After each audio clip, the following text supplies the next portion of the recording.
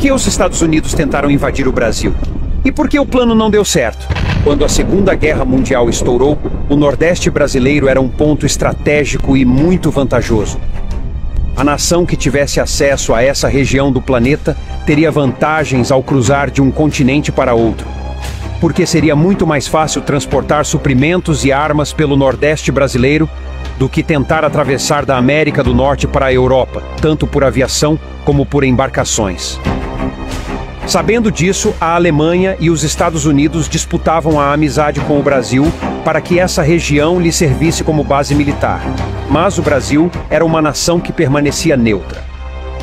Quando o Japão atacou a base americana no Havaí, fazendo com que os Estados Unidos entrassem definitivamente na guerra, os militares americanos calcularam que o Brasil não tinha condições de proteger sozinho o Nordeste, pois era uma região considerada estratégica e que também as pistas de aviação e os portos do Rio Grande do Norte poderiam se tornar bases nazistas.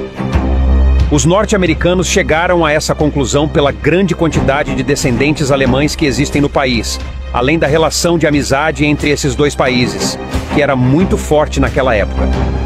No final de 1941, os Estados Unidos solicitaram que o Brasil lhes deixasse usar a base aérea de Natal. Mas o governo brasileiro, que na época tinha como presidente Getúlio Vargas, viu esse pedido como uma afronta à soberania brasileira, e então negou o pedido. Em Washington, isso foi interpretado como uma resistência aos Estados Unidos e uma possível aproximação brasileira com os nazistas. Vale lembrar que naquela época já havia uma divisão dentro do Brasil.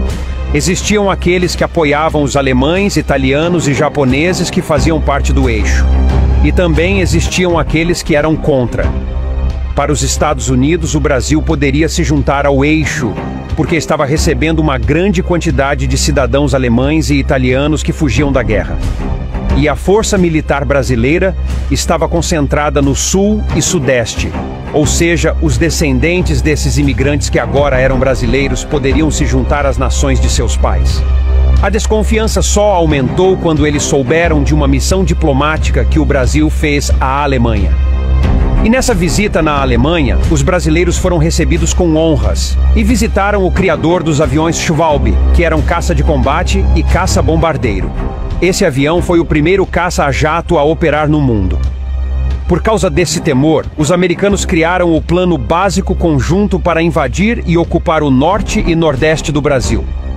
A parte inicial do plano teria como missão tomar portos e aeroportos importantes. Seriam desembarcados 20.000 fuzileiros navais em Paramirim, no Rio Grande do Norte. Outras tropas também invadiriam Belém e Recife, que eram os alvos principais.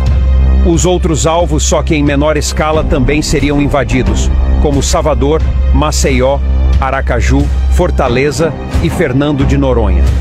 O objetivo era ocupar toda a costa brasileira, da Bahia até o Amapá. No plano de invasão, dizia que toda essa região deveria estar ocupada em menos de 6 horas. A frota americana do Atlântico iria dar cobertura caso houvesse uma reação brasileira. Mas será que o Brasil teria alguma força de reação contra os Estados Unidos? Naquela época, o Brasil possuía as forças armadas muito sucateadas. Os militares brasileiros não tinham armas adequadas para enfrentar as forças americanas. A invasão dos Estados Unidos na costa brasileira não deu certo por 2 motivos. O presidente Franklin Roosevelt era muito amigo do Brasil e visitou o nosso país diversas vezes. E segundo, porque esse plano foi feito por militares.